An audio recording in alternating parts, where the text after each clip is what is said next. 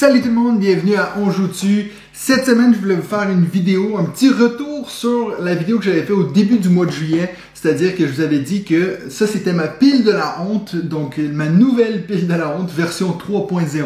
Et puis ben là, ça fait 3 semaines que je suis tout seul à la maison et puis que j'ai fait plein de soirées jeux. Et puis je veux qu'on regarde à quoi elle ressemble aujourd'hui.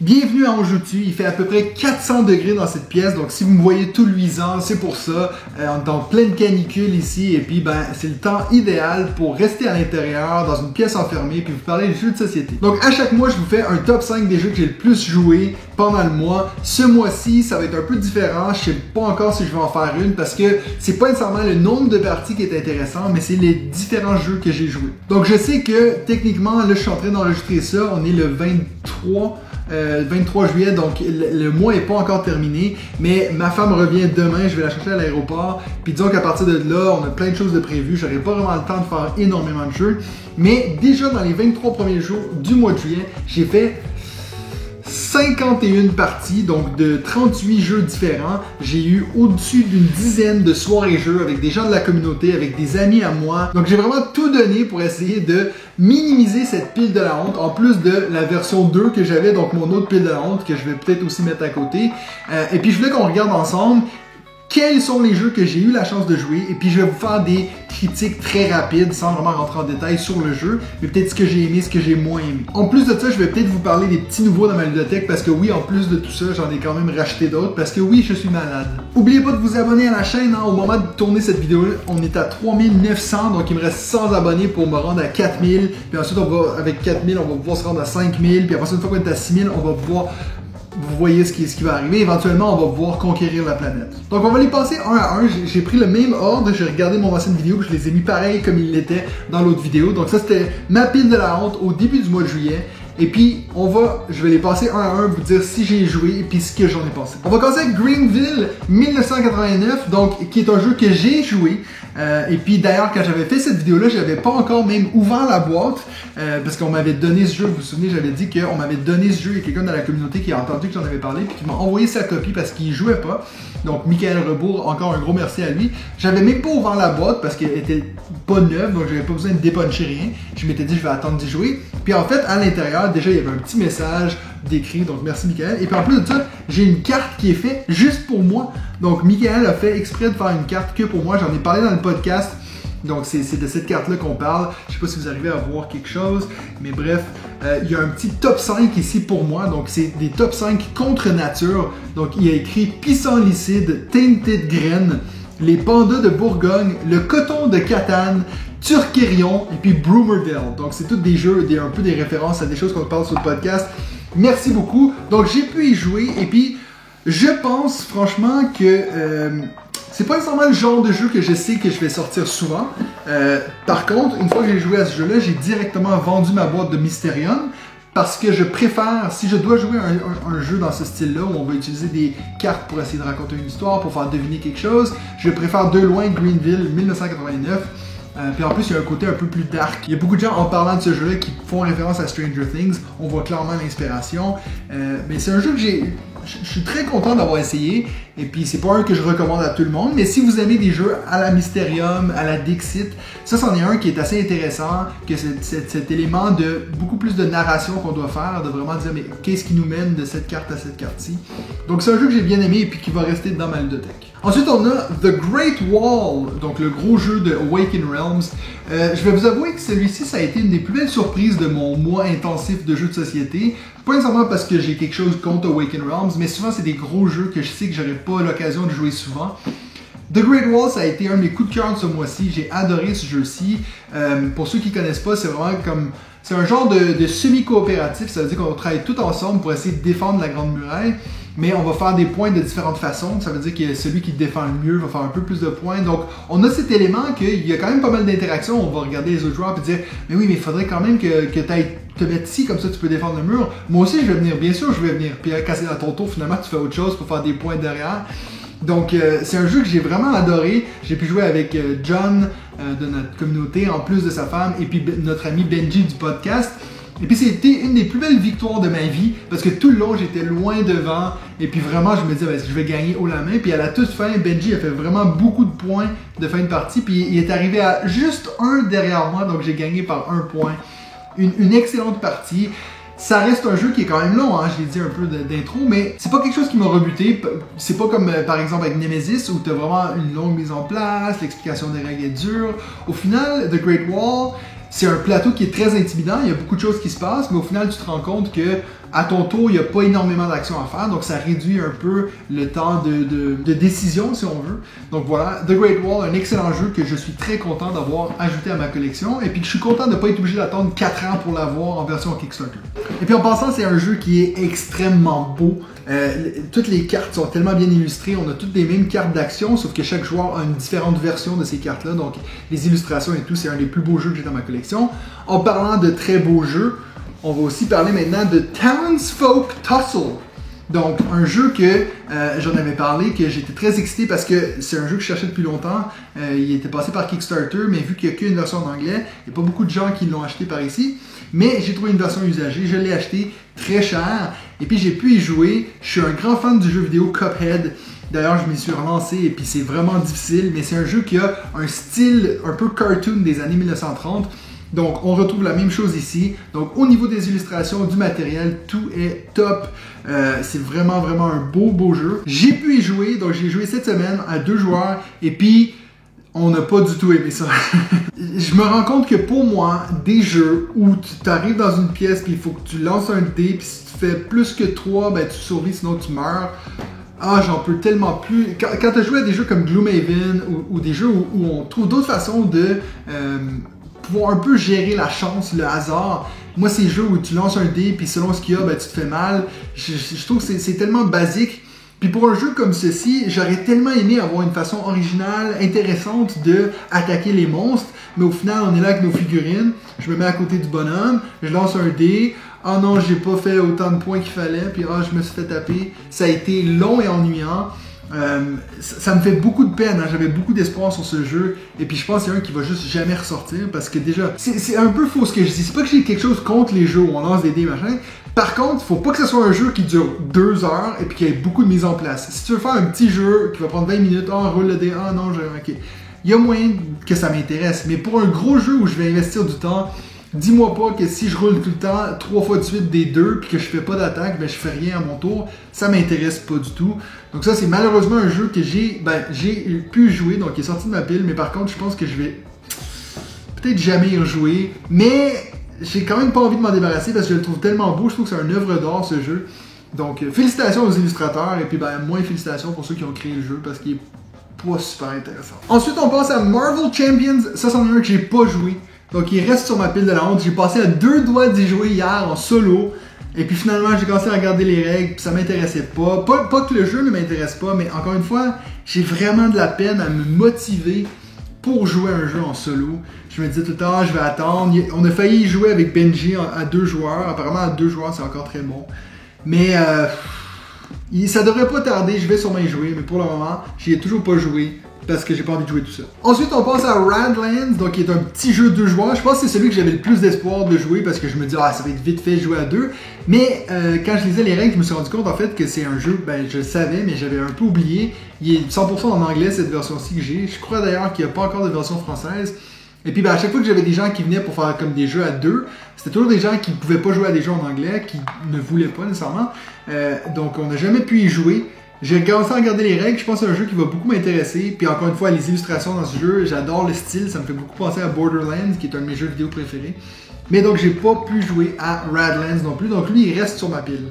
Ensuite Fantasy Realms, donc un que ça a été je pense le plus rapide à sortir de la pile. On a pu faire, on a fait 2 parties à 2 en genre 20 minutes avec l'explication des règles. C'est un jeu qui tourne extrêmement rapidement. Bien sûr, on a eu ses liens avec Red Rising, un jeu qui s'est inspiré de Fantasy Realms, qui l'a complexifié si on veut. Et puis en fait quand j'ai joué à ce jeu, qui est, contrairement aux 3 derniers jeux que j'ai parlé, très très moche, il est vraiment pas beau. Les cartes, les illustrations, tout, il n'y a rien qui m'intéresse visuellement dans ce jeu, mais qui tourne beaucoup mieux que Red Rising. Je me verrais facilement jouer à ce jeu-là à 5 ou 6 joueurs, alors que Red Rising, plus que 2 joueurs, c'est long, c'est pas nécessairement très captivant. Donc je pense que si c'était pas du fait que Red Rising était tellement beau, puis d'ailleurs on le voit ici, là, tellement joli, j'adore la couverture, je pense que je le vendrais puis je gardais plutôt Fantasy Realms. En plus, hein, comme je vous ai déjà montré, je sais pas pourquoi la boîte est si grosse, t'as la fiche pour faire les scores, mais le jeu il rentre dans un petit paquet comme ça, donc si vous voulez le prendre en vacances, c'est très facile. D'ailleurs, il y a une application qui existe pour calculer vos scores, parce que vous allez voir, c'est pas facile, hein? On a des cartes qui font des points, il y en a d'autres qui en enlèvent. Il y a une application pour Fantasy Realms qui, en fait, tu as juste à écrire les cartes que tu as, puis ça te calcule ton score. Donc, ça aide beaucoup. Si vous voulez le prendre en vacances, vous prenez la petite affaire, et puis l'application, et puis on est bon. Donc, un très très bon jeu de cartes. Si vous aimez ça, des petits jeux rapides que vous pouvez faire entre deux jeux, dans votre groupe de joueurs, vous voulez en introduire un qui peut jouer jusqu'à 6 joueurs, hein? Fantasy Realms, un très bon jeu. Ensuite, on passe à Alma Mater, qui est un jeu que je pense que j'avais reçu 2-3 jours avant de filmer ma vidéo. Donc, elle n'a pas été très longtemps sur ma pile de la honte. C'est d'ailleurs Benji du podcast qui me l'a vendu parce que la thématique ne l'intéressait pas du tout. Puis moi, tout au contraire, elle m'intéressait énormément. Et puis, j'ai fait une partie à 4 joueurs de Alma Mater et waouh! Je me souviens pas la dernière fois que j'ai eu autant une claque avec un jeu de société. Oui, avec Ark Nova, ça me le fait un peu. Par contre, le matériel, il y avait plein de choses qui me rebutaient. Par contre, oui, c'est un excellent jeu. Je dis pas le contraire. Mais Alma Mater, il y a juste tout qui a cliqué pour moi. Le matériel, la présentation, les règles, la mécanique de gestion de ressources qui est très originale pour ceux qui connaissent pas. En gros, je vous lance le pitch. Vous êtes des directeurs d'école à l'époque, donc c'est un peu à l'ancienne. Et on doit avoir les meilleurs profs, les meilleurs élèves dans notre établissement pour avoir plus de points de prestige. Donc, pour le moment, rien de très révolutionnaire. Mais les ressources dans le livre sont des livres de la couleur des joueurs. Ça veut dire que si, par exemple, moi je suis un joueur rouge, j'ai les livres rouges. Ça veut dire que la seule façon que les autres joueurs peuvent avoir des livres rouges, c'est s'ils me les achètent à moi. Et puis moi, à chaque fois, je vais prendre de ces livres-là, soit je vais les garder dans ma réserve ou je vais les mettre dans mon offre. Si vous les mettez dans votre offre, il y a différents prix. Des fois, ils vont coûter 2, 3 ou 4 $. Et puis les autres joueurs, en fait, quand ils vont acheter ces livres-là chez vous, ils vont vous donner cet argent-là, mais eux, ils font des points de victoire sur l'achat qu'ils font chez vous. Donc, c'est une façon de faire beaucoup de points pour eux. Donc, c'est avantageux pour eux. Puis, c'est avantageux pour vous parce que vous faites de l'argent de cette façon-là. C'est très original. J'avais jamais vu ça ailleurs. Et puis, ça tourne tellement bien. Après, on est sur du placement d'ouvriers assez classique, mais j'ai trouvé qu'il y a juste tout qui allait bien. Il n'y a rien que j'ai pas aimé dans ce jeu. Puis on a refait une partie hier soir, donc à 2 joueurs avec John. Et puis même à 2, c'est sûr que c'est pas aussi bon parce que t'as pas cet effet, c'est plus difficile d'aller acheter des livres chez les autres. Par contre, il y a un petit module, c'est comme presque avoir un automa de 3e joueur. Ça veut dire que vu que c'est un placement d'ouvriers, il y a des ouvriers neutres qui vont être sur certaines cases. À chaque tour, on va tirer une carte pour les placer à ces endroits-là. Puis en plus de ça, il va avoir une différente offre lui aussi, donc il va pouvoir aussi vendre des livres. Donc vous pouvez acheter des livres chez le joueur automa, le joueur neutre. Alma Mater, je vous dis tout de suite, c'est un jeu qui est sorti en 2021, donc j'ai déjà commencé à passer pour ma liste 2021 revisitée que je vais faire en fin d'année. C'est sûr que lui, il va se retrouver là, assez haut. C'est un jeu qui, je peux dire avec assez de confiance, rentre dans mon top 10 jeux ever.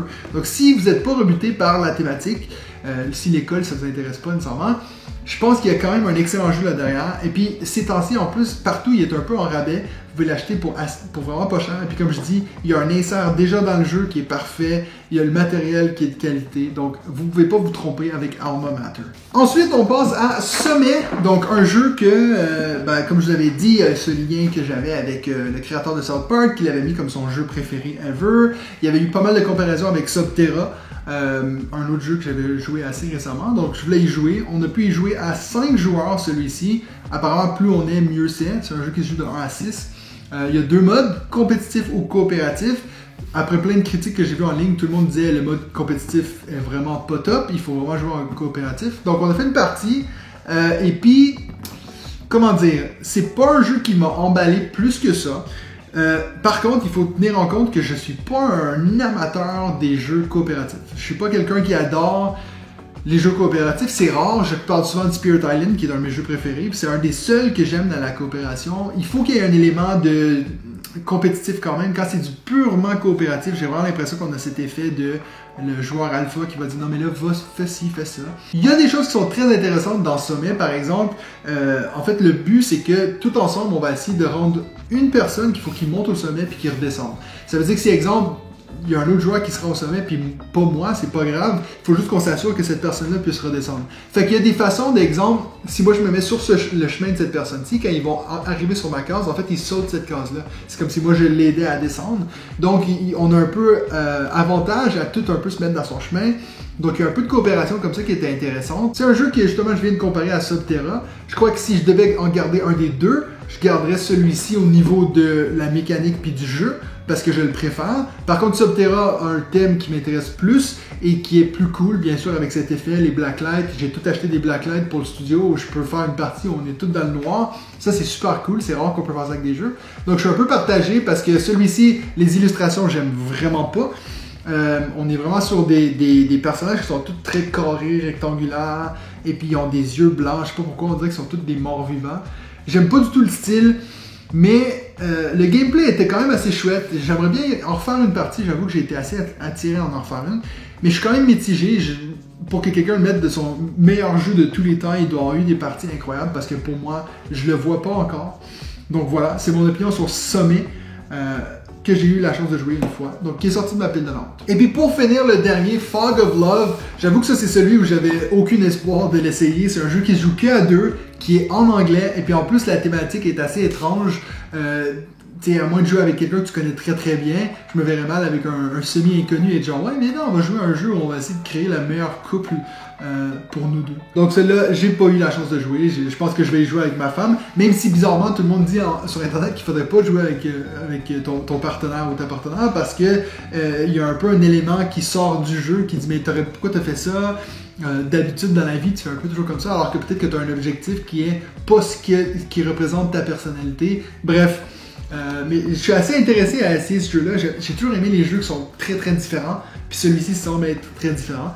Donc c'est un que j'ai pas eu la chance de jouer ce mois-ci. Donc franchement, quand on regarde la vidéo que j'avais fait au début du mois, puis on voit tous les jeux qu'il y avait, puis que finalement il reste que ces trois-là, c'est quand même pas si mal, non? En tout cas, moi je suis fier de moi. Puis comme je dis, il y en a un que je savais déjà que j'allais pas jouer. Celui-ci, Radlands, j'ai vraiment failli, mais vu qu'il était en anglais, on n'a pas pu. Et puis, Marvel Champions, j'ai failli jouer hier soir. Donc, on a passé à deux doigts à ce que je fasse un sans faute. Mais voilà, ça, c'est les trois qui restent. Parmi tous les jeux que je vous ai montrés, of course, mon préféré, Alma Mater. Comme je vous l'ai dit, il rentre dans mon top 10. Pas top 5, mais top 10 facilement. Et puis sinon, après, je crois que je mettrais Great Wall, un autre jeu que j'ai adoré. Puis j'ai juste envie d'en refaire une partie. Les autres, c'est des jeux que j'ai aimés, mais est-ce que dans 2 ans, ils seront encore dans ma bibliothèque? À voir. À voir. Après, si vous vous souveniez, dans cette même vidéo, je vous ai parlé de mon ancienne pile de la honte, donc une que je traîne depuis très longtemps. Sachez que je n'ai joué à aucun jeu dans cette pile de la honte pendant le mois. J'étais plus concentré sur ceux-ci. Par contre, en regardant les règles de Hit the Road, je me suis rendu compte que j'y ai déjà joué. Donc, par défaut, il sort de ma pile de la honte. Donc, il y en a un de moins. Mais il reste encore tous ces jeux que j'ai pas pu jouer. Oath, c'est un que j'ai vraiment failli. J'ai failli y jouer tout seul jusqu'à ce que je vois que beaucoup de gens disaient qu'il faut absolument pas y jouer tout seul. Donc, je vais attendre. Mais encore une fois, c'est difficile ces jeux en anglais. Dans mon entourage, j'ai pas énormément de gens qui jouent à des jeux en anglais. Mon groupe avec qui on fait Clank Legacy, qu'on a d'ailleurs presque fini, je pense qu'il y a des bonnes chances qu'on va pouvoir attaquer Oath après. Les autres, ben voilà, on attend. Samouraï, le jour où je vais essayer Samouraï, je pense que je vais en faire une vidéo parce que ça fait 2 ans, 3 ans maintenant que je l'ai dans ma bibliothèque. J'y ai jamais joué, mais il m'intéresse, j'ai vraiment envie de l'essayer. Donc voilà. Maintenant, en plus de tous ces jeux qui sont sortis de ma pile de la honte, je vais juste faire un retour rapide sur plein d'autres jeux que j'ai découverts ce mois-ci pour différentes raisons. D'abord, il y a 2 jeux, ces deux-ci, si vous avez écouté le podcast que j'ai fait avec Théo Rivière, on a fait un top 5 différent. Les deux, on pensait pas à la même chose, mais lui, ce qu'il disait, c'était les 5 jeux que on devrait pas avoir envie de jouer, mais qu'on devrait parce qu'il y a des bons jeux là derrière. Pour différentes raisons. Peut-être parce que, par exemple, c'est un jeu pour enfants, donc ça n'intéresse pas les gens, ou peut-être parce que la thématique est un peu bizarre. Donc sur ces jeux-là, il y en a 2 que j'ai achetés parce que je voulais essayer. Il y en a un qui s'appelle Loading, que j'ai pu jouer, qui se joue de 2 à 7 joueurs. C'est un jeu en temps réel où tu essaies de... tout le monde a chacun une pile de cartes et puis il y a un joueur qui en a pas. Et puis quand tu joues une carte, il faut que tu donnes ton paquet au joueur qui tend la main comme ça, qui n'a pas de paquet de cartes. Donc c'est assez frénétique, ça va très vite. On a fait une partie à 5. Je suis pas convaincu. Faudrait que j'y rejoue. Mais le groupe avec qui j'ai joué avait pas du tout envie d'en refaire une, donc c'est peut-être pas bon signe. J'ai vu un certain potentiel, mais en tout cas, je vous dirais pas de sauter dessus. Je pense que peut-être Théo a vu quelque chose que moi j'ai pas vu. mais assez intéressant. Puis bon, il a pas coûté cher, donc pourquoi pas, mais je pense que c'est pas pour tous les groupes de joueurs. Il a aussi parlé, son numéro 1, c'était un jeu qui m'a beaucoup intrigué, qui s'appelle Cochon Rapido. Donc c'est super simple comme jeu, c'est que tout le monde a un cochon, ils font le tour d'un cercle comme ça. Le joueur qui est actif a 6 tuiles, donc numérotées de 1 à 6, pour représenter. À chaque tour, ils vont devoir choisir une de ces tuiles-là, face cachée. Donc toutes les cartes sont toujours face cachée, mais tu vas en choisir une, la mettre de côté, et l'autre joueur qui est à ta gauche va essayer de deviner le chiffre que tu as choisi. Donc bien sûr, le chiffre que tu as choisi, c'est le nombre de cases que tu vas avancer. Donc certains d'entre vous diront, mais pourquoi on prend pas toujours juste le plus gros 6, comme ça on avance plus vite? Ben parce que l'autre joueur peut deviner avant que tu bouges. Donc si par exemple tu dis 6, il retourne, et puis il y avait 6, alors c'est toi qui vas avancer plutôt que le joueur actif. Donc, il y a cet intérêt-là d'essayer de deviner. Il y a un peu du stop ou encore parce que le joueur actif peut décider de continuer. Bien sûr, à chaque fois qu'il continue, il y a de moins en moins de choix de cartes qu'il peut utiliser. Voilà. C'est un jeu que je viens littéralement juste de vous expliquer les règles. Ben, c'est normal, c'est un jeu pour enfants, il ne faut pas qu'il y ait énormément de règles. Donc, on a joué à 2, c'est assez rigolo, mais je pense qu'à 4, ça a peut-être encore plus d'intérêt. Puis, il faut pas se le cacher. Ça reste un jeu pour enfants qui est très simple. Mais je pense qu'avec le bon groupe, il peut certainement avoir des fous rires autour de la table. Donc ça, c'était pour mes jeux de Théo. Je voulais aussi vous parler j'ai fait une journée jeu chez Sébastien Pochon, notre bon ami Sébastien Pochon. Et puis j'ai découvert 3 jeux là-bas. En fait, le but de cette soirée-là, c'est qu'il voulait absolument, depuis qu'il était venu sur le podcast, et puis qu'on avait parlé des meilleurs jeux qui ont plus de 10-15 ans, je me souviens plus. Puis lui, il avait mis, je sais plus en quelle position, mais il avait parlé de Catan, Ville et Chevalier. Puis nous, on était tous genre, oh, Catan. Puis lui, il disait, oui, mais avec cette extension-là, ça devient intéressant. Donc, il voulait absolument qu'on y joue avec Benji David. Donc, on est allé là-bas. Moi, je suis allé un peu d'avance parce que je suis en vacances. Donc, j'ai pu jouer à 2 autres jeux. Donc, on a joué à ce fameux Catan, Ville et Chevalier. Ça reste un Catan, hein? Donc moi, c'est vrai que... Puis j'ai pas vraiment du mal à dire de Catan. C'est un jeu que j'ai joué énormément. C'est un des jeux que j'ai le plus joué de ma vie, d'ailleurs. Mais maintenant, je peux plus y jouer. J'ai trop joué. Je suis passé à autre chose. L'extension est vraiment cool. Moi, à l'époque, j'avais l'extension avec les bateaux. C'était beaucoup moins bon que l'extension Ville et Chevalier. Donc, je comprends l'intérêt qu'il y a. Mais ça a resté quand même 2 heures que j'ai trouvé un poil long. Bien sûr que non, parce qu'on était en bonne compagnie. Mais j'aurais préféré un autre jeu, dont l'autre jeu que j'ai découvert là-bas, que je me suis empressé à acheter, Les Tyrans de l'Ombre-Terre. Donc, si vous êtes fan de deck building, Sébastien en parlait comme étant pour lui le Clank Killer. C'est-à-dire que depuis qu'il a joué à ça, il aurait plus envie de retourner à Clank. D'ailleurs, il le fait par après, et puis il a trouvé ça long et puis ennuyant. Donc, Les Tyrans de l'Ombre-Terre, c'est un jeu qui mélange deck building très traditionnel, hein? Vraiment comme dans Clank, on a une rivière de cartes qu'on peut acheter, on a des cartes qui nous donnent des points d'achat, il y a des cartes spéciales qui sont toujours là, donc qui sont toujours à disposition. Les cartes qu'on achète, ils deviennent de plus en plus fortes, pareil comme dans un deck building. Mais en plus de ça, on a un plateau central où on va faire de la conquête de territoire. Donc, imaginez comme dans Clank, à la place d'avoir des pas pour avoir des ressources, on va avoir des armées. Puis là, on va les placer sur le plateau. Si on a trois épées, on peut tuer quelqu'un. Puis en tuant une figurine, ben, ça te donne un point de victoire. Donc, il y a cet intérêt-là. J'ai jamais trouvé ça... Moi, j'étais sûr que je l'avais pas aimé parce que j'aime pas du tout la conquête de territoire en général. Cet élément un peu risque de dire, moi, j'ai plus de pions que toi, donc j'arrive sur ton territoire puis je te tue. Mais ici, c'est pas comme ça. Tu le sens jamais vraiment comme une attaque. C'est pas parce que quelqu'un a plus de jetons que toi. C'est vraiment une question qu'il faut qu'il ait les bonnes cartes quand il fait son deck building pour pouvoir attaquer quelqu'un. Puis il y a aussi des cartes qui peuvent rajouter de l'interaction entre les joueurs. On a aussi des armées neutres. Donc si vraiment, peut-être que je vais juste aller tuer des jetons neutres qui sont blancs, ça me fait aussi des points. Il y a des façons de faire des combos avec ça. J'ai adoré ma partie. Et puis ce qui a aidé surtout à la partie, on l'a fait à 3 cette partie-là. La partie, elle a terminé 109, 109, 108. Donc moi j'ai fini avec 1 point derrière, les deux qui se sont partagés la victoire. Ça a été super serré, il a fallu recompter les points 4 fois. J'ai adoré ce jeu. Il reste que le matériel est pas incroyable. Donc Sébastien, lui, ce qu'il avait fait, c'est qu'il avait pris des figurines dans d'autres jeux, puis il avait tout pimpé le plateau et tout. Mais le jeu, comme je l'ai dépunché dans la boîte, c'est vraiment juste des petits jetons pour montrer la couleur que t'es. Franchement, à voir si je vais pas aussi, moi aussi, le pimper. Mais moi, je trouvais que les cartes et tout, c'était assez cool. J'ai bien aimé l'univers avec les dragons et tout. Bien sûr, on est dans l'univers de Donjons et Dragons. Mais aussi, encore une fois, je parle ici d'une belle découverte de l'été. Donc, je le mettrai avec Alma Mater et puis Great Wall dans mes meilleures découvertes de cet été. En plus des Tyrans de l'Ombre-Terre et de Catan et les Chevaliers, j'ai pu jouer ma première partie de Puerto Rico. Donc, à chaque fois que je vais chez Sébastien, il prend un plaisir fou à me montrer des vieux jeux puis dire que ça me manque à ma connaissance ludique. Donc, on a sorti la vieille version de Puerto Rico. Limite, on enlevait la poussière sur la boîte. Et puis, j'ai beaucoup aimé ma partie. J'avoue que je jouais avec 2 personnes qui connaissaient le jeu par cœur. Que limite, c'était vraiment... je me faisais presque guider. Tu sais, je voulais faire une action, puis ils me disaient, ouais, non, tu serais mieux de faire ça. Puis je comprends pourquoi ils l'ont fait. Hein. Je pense que c'est quelque chose, tu as beaucoup de choix quand c'est la première partie de Puerto Rico, toutes ces actions-là qui peuvent aussi bénéficier aux autres joueurs. Donc, il faut vraiment savoir ce qu'on fait. Donc ça, j'ai un peu suivi cette partie-là. J'ai pas du tout fini un point derrière les gagnants. Mais j'ai quand même apprécié, puis je vois bien sûr pourquoi c'est un classique ce jeu-là. Donc Puerto Rico, Catan et puis Ombre Terre, c'était ma journée chez Pochon. Ensuite, vraiment par hasard, je suis passé devant un magasin de jeux qui n'était pas mon magasin de jeux habituel, puis j'ai vu des jeux que je trouvais pas au 400 coups où je vais tout le temps. Et puis j'ai donc acheté 2 jeux que je connaissais déjà. Hein? Donc Flip Chip, c'est un jeu que j'avais découvert. Ben, d'ailleurs, les 2 jeux, je les avais découverts chez le professeur Board Game. Marvel United. D'ailleurs, j'ai moi derrière ici Marvel United X-Men que je vous avais présenté sur la chaîne. Et puis ça, c'est vraiment un achat compulsif parce que je suis fan de Marvel. Déjà que je joue jamais à X-Men, donc c'est vrai que pourquoi en avoir une autre boîte, mais parce qu'il y a des figurines de Iron Man, puis Hulk, puis Captain America. Donc voilà, je sais que c'est inutile, mais pour une fois où je suis d'accord avec mon ami Benji, que des fois c'est totalement inutile, mais totalement indispensable, voilà pourquoi je voulais la boîte de base de Marvel United. Et puis Flip Chip, c'est un jeu de dextérité que j'avais joué chez Professeur Board Game aussi, donc où on va avoir des vaisseaux, c'est collaboratif, donc on va avoir des vaisseaux, un peu comme dans Space Invaders, ou plus récemment dans Under Falling Skies, on va avoir plein de vaisseaux qui s'en viennent vers nous, puis notre but c'est de prendre ce petit jeton, puis de faire une piche-note pour l'envoyer sur des vaisseaux ennemis. Tous ceux qu'on touche, on va les éliminer. Et puis après ça, ce qui est cool, c'est qu'il y a une progression. Plus la partie avance, plus ton vaisseau va devenir fort. Et puis tu vas être capable de faire des plus grosses attaques. Donc voilà, c'est pas plus compliqué que ça. C'est un jeu qui... j'ai pas énormément de jeux de dextérité dans ma ludothèque. Donc quand je l'ai vu, en plus, il était à moitié prix pour 20 francs. Donc je suis sauté dessus.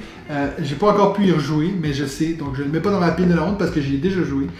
C'est un jeu que j'avais beaucoup aimé, Flip Chips. Pour finir, j'ai découvert 4 jeux avec mon ami Jonathan Kessler, donc de ma communauté, qui vit pas loin de chez moi. Et puis, on a pu se faire 2 journées jeux qui ne devaient pas être des journées jeux où on était les deux, mais à la dernière minute, il y a plein de gens qui ont pas pu venir, donc on s'est fait beaucoup de jeux à 2. J'ai découvert 4 jeux avec lui, dont un que j'ai acheté, un que je suis encore en train d'hésiter à si je veux l'acheter. Je vous présente celui que j'ai acheté, Meadow. Donc moi qui parle tout le temps de Team Nature et tous les jeux nature que j'adore, je trouvais ça fou que j'avais pas encore joué à Meadow, qui est pourtant le jeu nature. On est littéralement en train de se construire notre petit environnement de nature. C'est un jeu que j'ai vraiment aimé. Je ne le mets pas au niveau d'un Everdell, dans le sens que il n'est pas dans mon cœur comme Everdell, mais je trouve qu'il y a un côté très zen dans ce jeu. On est beaucoup moins sur un jeu connaisseur, expert. C'est vraiment plus tranquille, tout le monde fait son petit truc, tu construis ton petit tableau. Le matériel est vraiment génial. Puis ça, c'en est un que tout de suite, quand j'ai fait ma partie, je me dis ça, je sais que ma femme va adorer. Donc, Meadow, la première des découvertes que j'ai avec Kessler. Les 3 autres, je vous les dis rapidement. Il y en a un qui c'est Golem. Donc, on a fait une partie de Golem hier soir, justement. Si vous avez vu sur ma page Instagram, j'ai fait une petite blague où j'ai pris des M&M's, puis je les ai fait tomber dans le truc des billes, puis on dirait que c'est la même couleur, la même chose. Golem, c'est un jeu que j'ai aimé, j'ai pas adoré. Il faut savoir que c'est les mêmes créateurs que Grand Austria Hotel, qui est un jeu que j'aime beaucoup. On retrouve beaucoup des mêmes mécaniques. Il y a des choses qui sont un peu mieux dans Golem, comme par exemple le fait qu'à la place de tirer des dés, on met des billes qui renforcent les actions. Ça, j'ai trouvé ça vraiment chouette. La thématique m'attire pas du tout dans Golem. Je savais même pas trop ce que je faisais. J'avais des écoliers qui avançaient avec des golems qui avançaient. Il fallait en construire, puis il fallait faire des bagues. J'ai rien compris. Ça m'intéressait pas énormément. Mais il y a quand même du jeu. Comme j'en ai parlé à la fin de la partie avec John, je me disais, il me semble qu'il manquait un tour. J'avais l'impression que j'avais tout ce que je voulais. Puis là, c'est fini. Parce qu'on a que 4 manches où on fait 2 à 3 actions par manche. Fait que tu fais entre 4 et 8 actions, c'est tout dans le jeu. Pour un jeu qui se veut expert et un peu long, j'ai trouvé ça en 1h15, on avait fini notre partie. Donc, j'aurais presque préféré qu'il y ait une 5e manche. Surtout à 2 joueurs, peut-être qu'on se dit, à 4 c'est plus long, mais à 2, pourquoi pas une petite 5e manche? Donc voilà, Golem. L'autre jeu que j'ai découvert, c'est Fairy Tail Inn. Donc, je sais que David en avait parlé dans le podcast. C'est un jeu, c'est un puissance 4. Au Québec, on disait, en tout cas, moi je disais Connect 4. Donc, c'est le truc où tu mets 4 tuiles de ta couleur dans un genre de grillage comme ça, puis dans n'importe quel sens, aussitôt que tu en as 4, tu gagnes.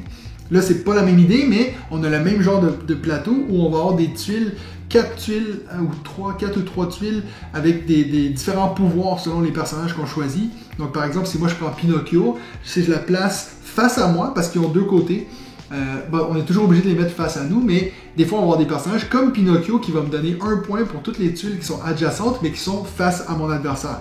Donc ça peut être des fois stratégique d'aller se placer entre où lui il se met pour faire des points de différentes façons. J'ai trouvé ça super original, une façon assez originale de réintégrer des mécaniques très très connues. Hein? Donc ça j'ai trouvé ça vraiment cool. J'ai passé proche de l'acheter puis je me suis dit, je sais pas à quel point je vais l'utiliser, puis c'est une grosse boîte qui prend de la place.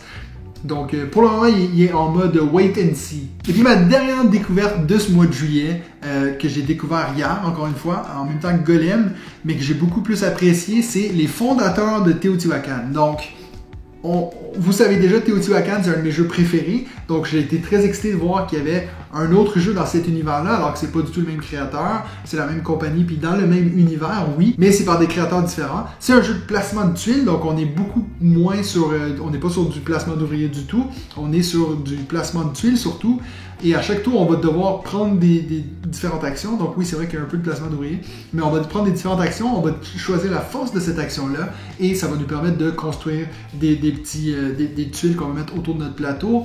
On va essayer de construire cette pyramide, mais comme je me suis rendu compte à la fin de la partie, c'est assez difficile de construire la pyramide au complet. Un autre jeu où je me suis dit, j'ai l'impression qu'il manquait un tour, j'avais de la peine à voir comment c'était possible de faire le maximum de points. Moi, j'étais tout à court de points partout. Voilà. C'est un jeu que j'ai beaucoup apprécié parce que, oui, j'aime l'univers, mais bizarrement, je pense que c'est le plus gros point négatif que j'ai, c'est qu'il soit dans le même univers. Je comprends pas pourquoi on était obligé de prendre le même univers que Teotihuacan, alors que ça aurait pu être juste un autre jeu à part, surtout que c'est pas le même créateur. Je trouve ça assez étrange de retrouver ces masques, ces symboles, les mêmes ressources.